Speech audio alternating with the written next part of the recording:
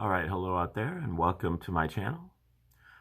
We do educational videos on this channel. We tend to look at theories of everything, cosmologies and all-encompassing theories that could help you with your holistic worldview, your paradigm shifting as we move into this new, they call it 5D environment.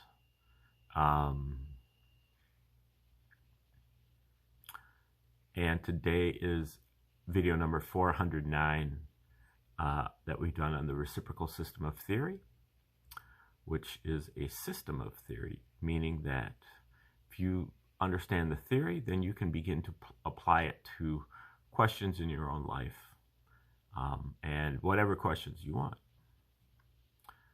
And this theory was originated by Dewey B. Larson. In the 20th century. In 1959, he proposed his two fundamental postulates, which was the essence of his, or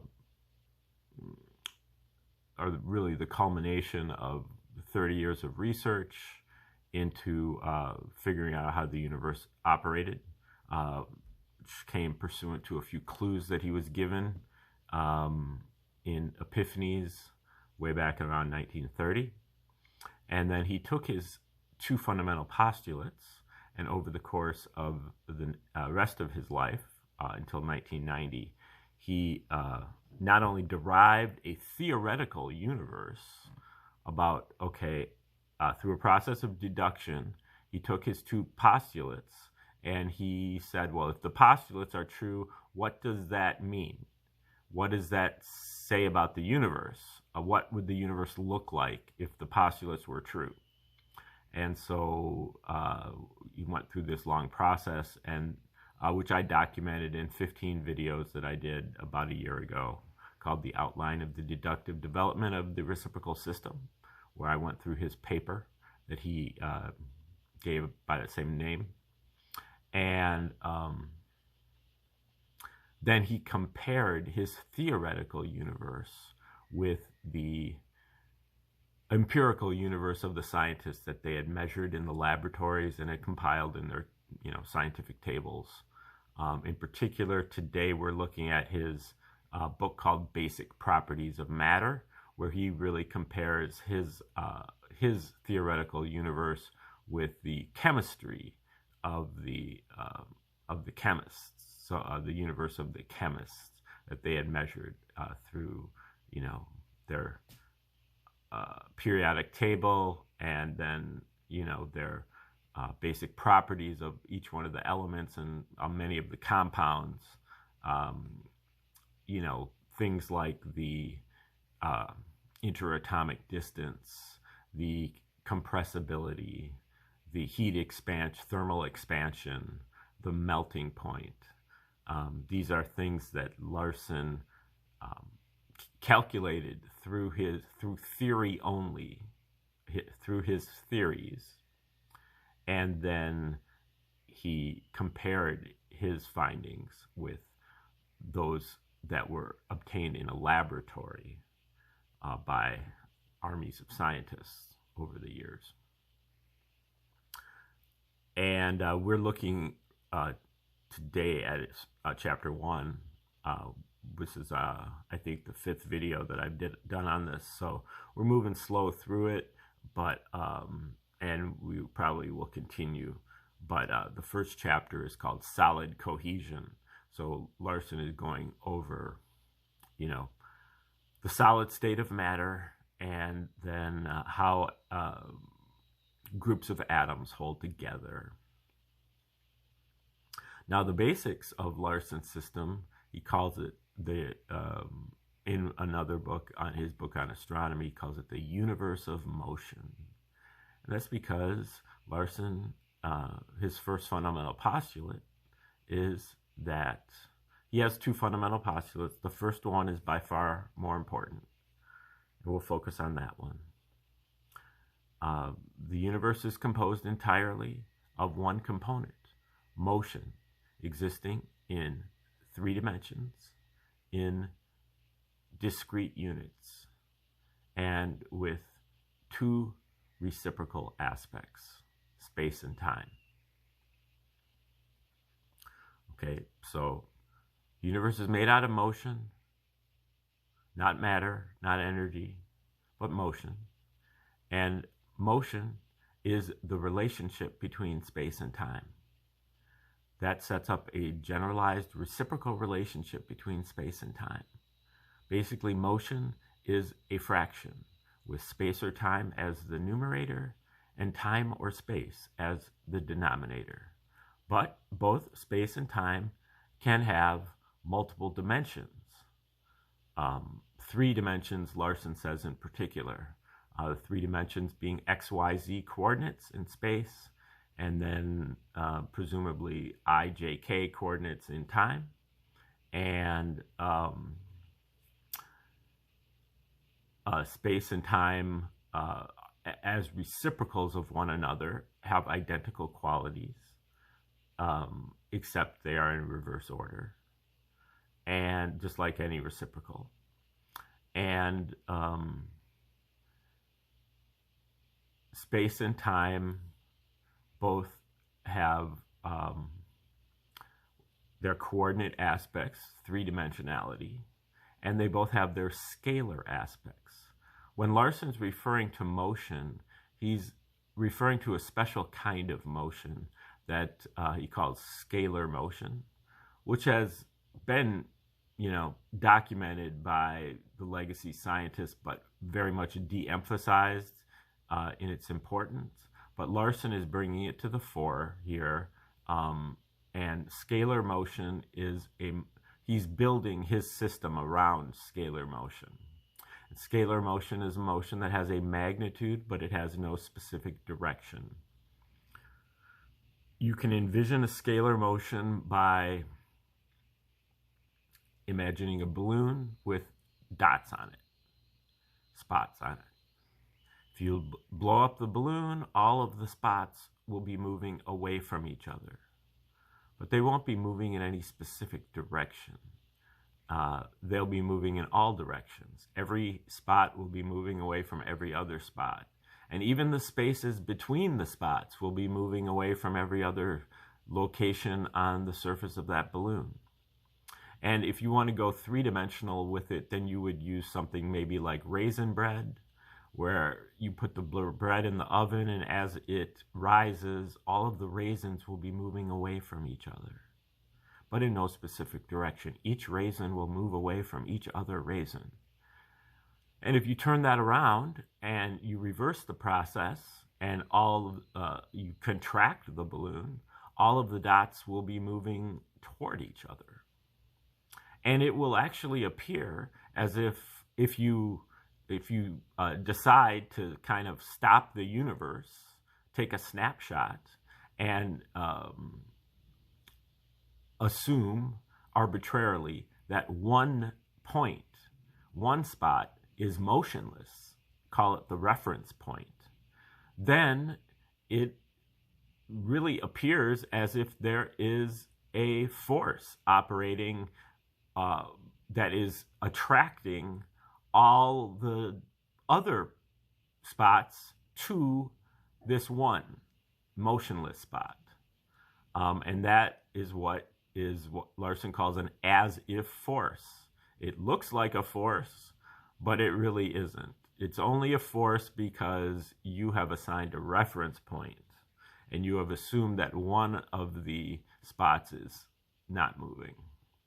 This is quite similar to what the astronomers have observed through their telescopes, that all of the distant galaxies are moving away from each other.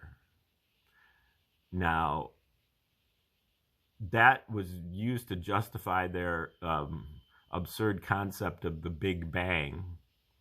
But the Big Bang is, again, when you are assuming that there's a center point, when you're assuming that there is a reference point, that all of the galaxies originally were at this one point and they're now moving away from it. Just as easily you can fit those facts into the concept that all of the galaxies are analogous to being on the surface of an expanding balloon, and they're all moving away from each other, including us, which, Copernicus and other people have, decided, have observed and concluded and more or less proven that the Earth is not at the center of the universe, well, nor is the sun. And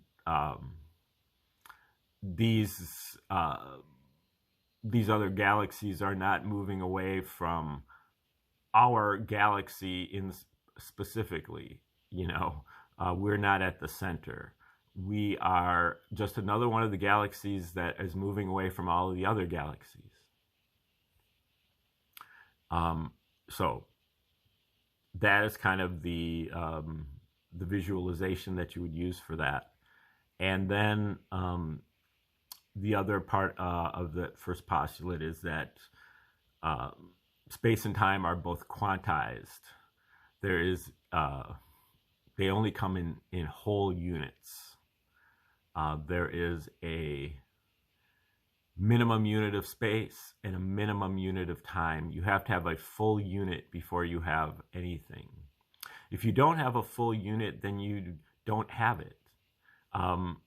So if you have 1 unit of space in 1 unit of time, you have what Larson calls unit speed, the speed of light. And so this speed of light is the background speed of the universe. This is the omnipresent, always there, always, even in an empty universe, the universe is expanding at the speed of light in all directions, moving outward at the speed of light in all directions. And that is the default speed of the universe, or the null point, the neutral point. Larson calls it the progression of the natural reference system. That is the natural reference system, as opposed to the scientists who are using this stationary reference system, where they measure motion from zero. Larson measures motion from the speed of light outward in all directions.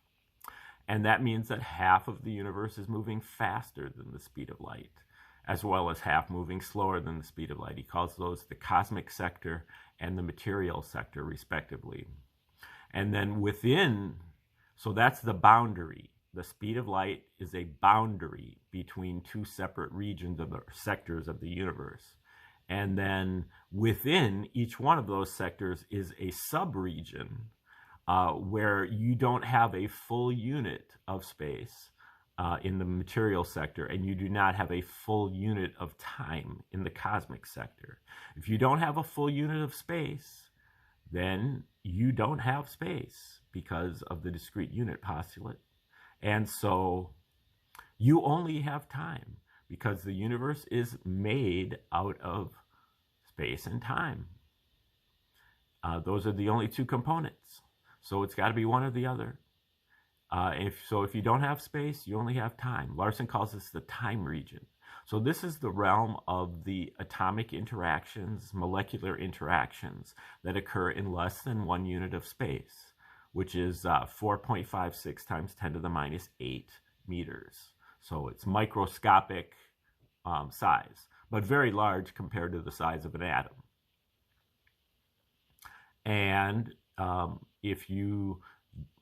that's within the material sector. So when you're talking about atoms and so on, you're really talking about time region phenomena. And then within the cosmic sector, you have the space region. And within the space region, that's in less than 1 unit of time. You only have space. 1 unit of time is 1.52 times 10 to the minus 16 seconds. And in less than that area, then you're dealing with what Larson calls cosmic atoms and molecules. Legacy science would call it antimatter, mesons. And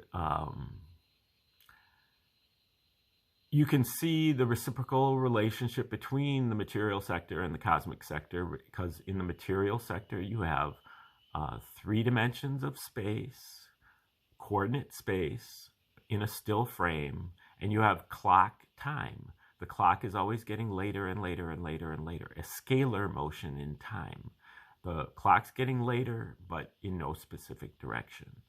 When you cross that unit speed boundary, then you go into the cosmic sector and you have 3 dimensions of time, coordinate time in a still frame.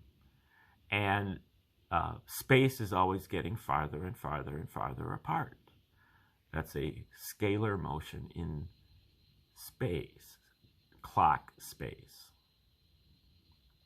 So you have 3 boundaries, basically. You have a unit speed boundary between the 2 major sectors of the universe, the material sector and the cosmic sector.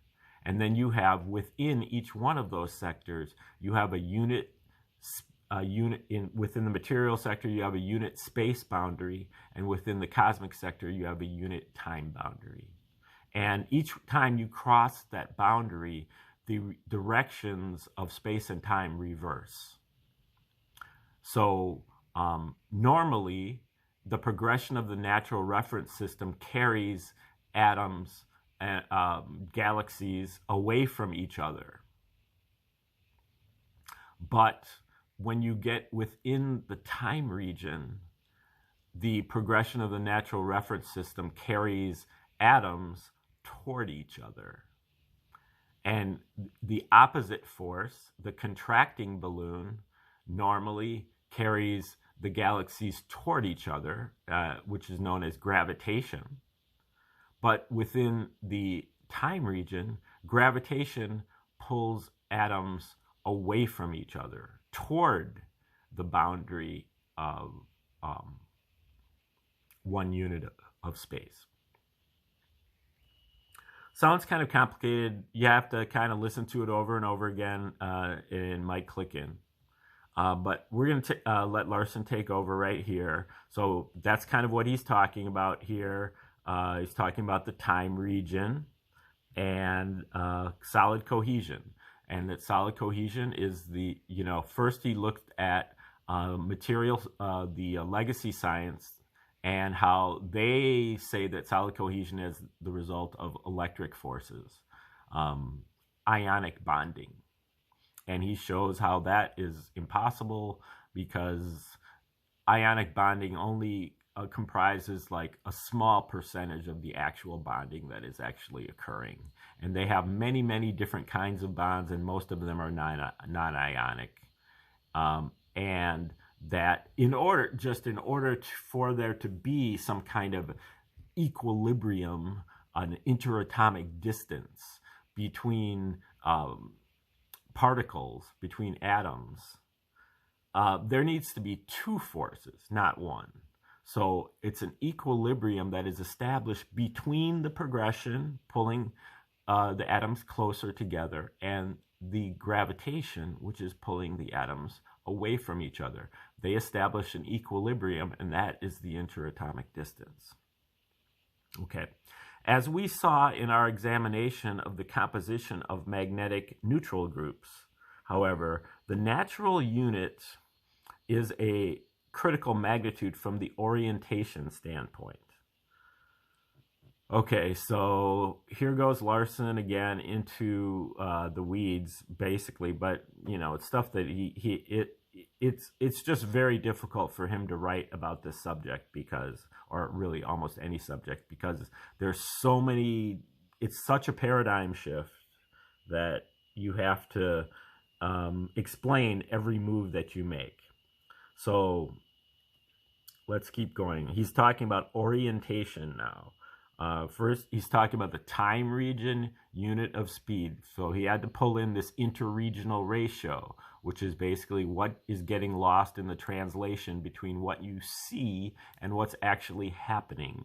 You have to use a fraction, 1 over 156.44, and you have to basically say what I see is reduced by this quantity and this fraction. And then he's bringing in this concept of orientation. An explanation of this difference can be derived from a consideration of the difference in the inherent nature of the two phenomena, where the interatomic distance is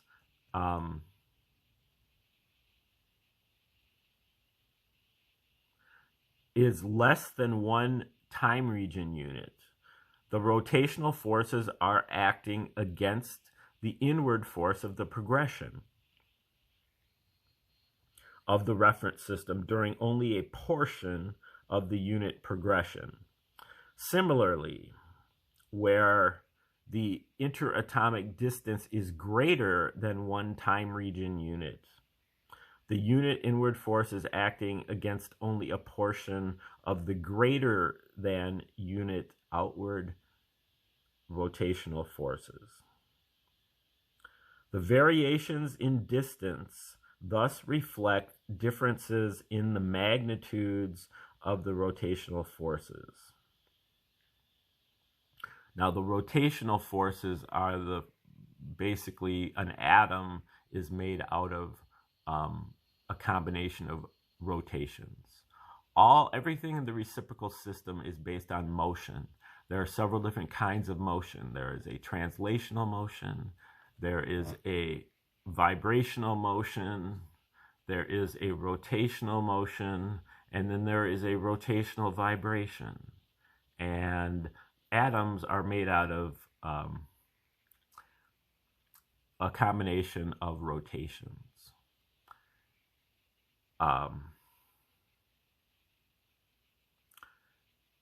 So he's saying that in some cases these rotational forces are greater than one time region unit, and sometimes they are not.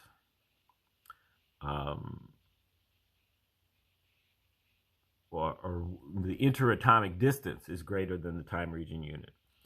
The unit inward force is acting against only a portion of the greater than unit outward rotational forces. So these forces are, the outward rotational forces are the gravitational forces that originally gravitational forces that are comprising the atom, but when put into the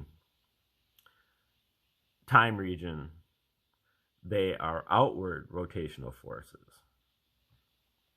The variations in distance thus reflect differences in the magnitudes of the rotational forces. But the orientation effect has no magnitude. It either exists or does not. As we have noted in the previous discussion, Larson is really angering me right now, because this is like page 3 of chapter 1 of his book, and he's referring to his previous book. You know, it's like you have to have read his previous book before you can even read this. He needs to explain what he's talking about. Now, we have gone over this previous book, which is called Nothing But Motion. I did probably 40 or 50 videos on that book, probably 6 months ago. So if you'd like to refer to that, you can go back and look at what he's meaning by the orientation effect.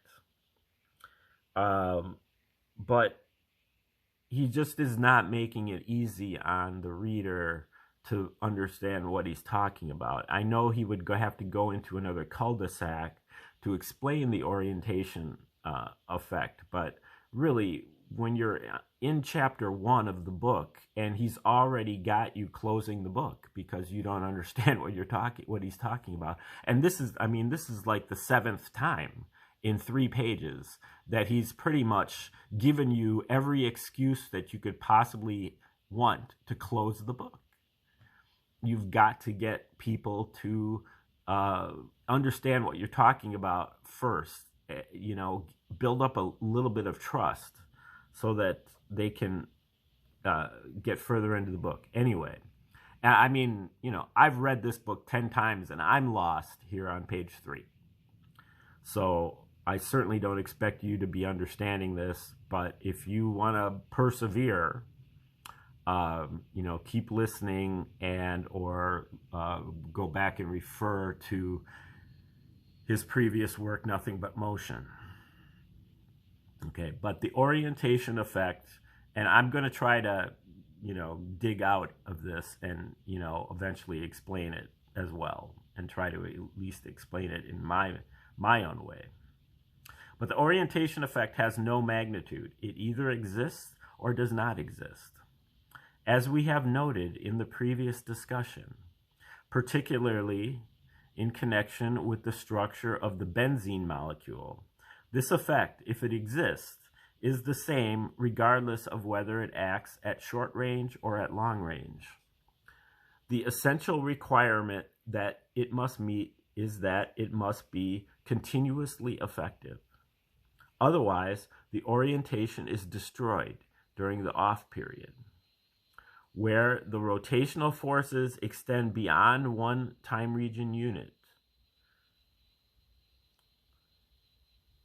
so that the unit orientation effect is coincident with only a portion of the total rotational forces.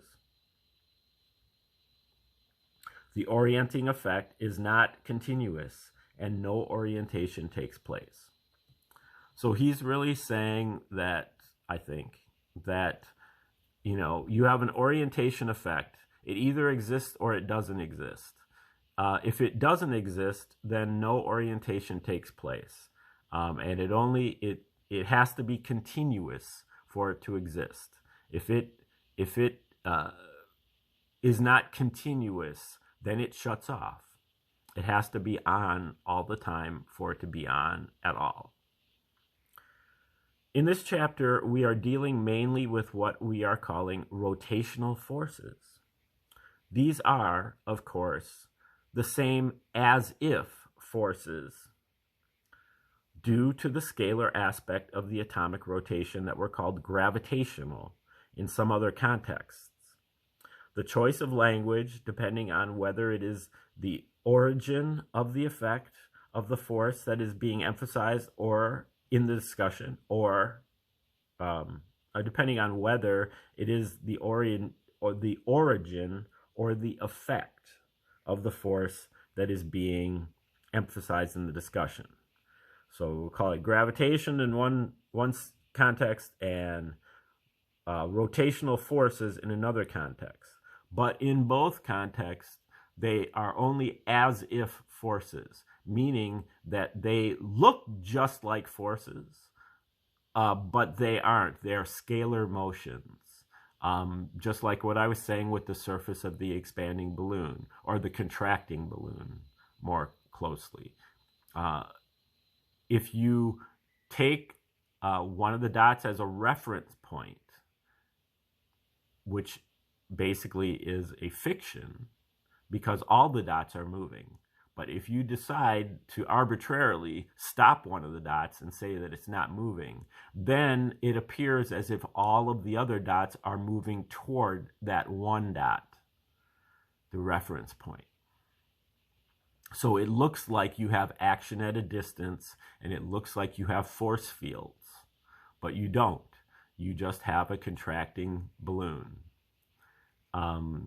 And so he calls them as-if forces because they behave exactly as if they were forces, but they aren't. And the same holds true with the rotational forces. The rotational forces are the gravitational forces, but neither one of them is really a force. So he calls them as-if forces. Okay. For a quantitative evaluation of the rotational forces, we may use the general force equation, providing that we replace the usual terms of the equation with the appropriate time region terms. As explained in the in introducing the concept of the time region in Chapter 8 of Nothing But Motion. The equivalent space 1 over 1 replaces the time region. And velocity, therefore, is 1 over t to the second power. Normally, velocity is space over time. But within the time region, equivalent space 1 over t replaces space in the time region. Okay, so that's the reciprocal postulate. Space equals 1 over t. T equals 1 over s. They're reciprocals of one another. And so when you move into the time region, you don't have space anymore. And so he calls it equivalent space.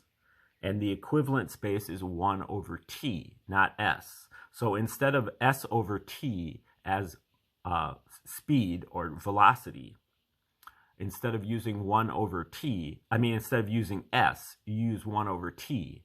And so then when you have velocity, velocity is supposed to be s over t, but within the context of the time region, it's 1 over t over t. So 1 over t squared.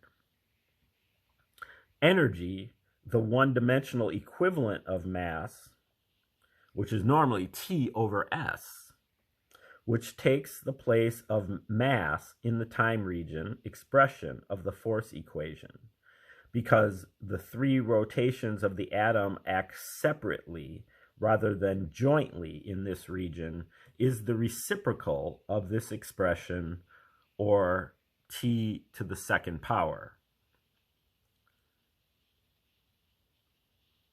Right, because it would be t over s, but s is 1 over t, so it's t over 1 over t, which is t squared. Acceleration is velocity divided by time, so acceleration is 1 over t to the third power.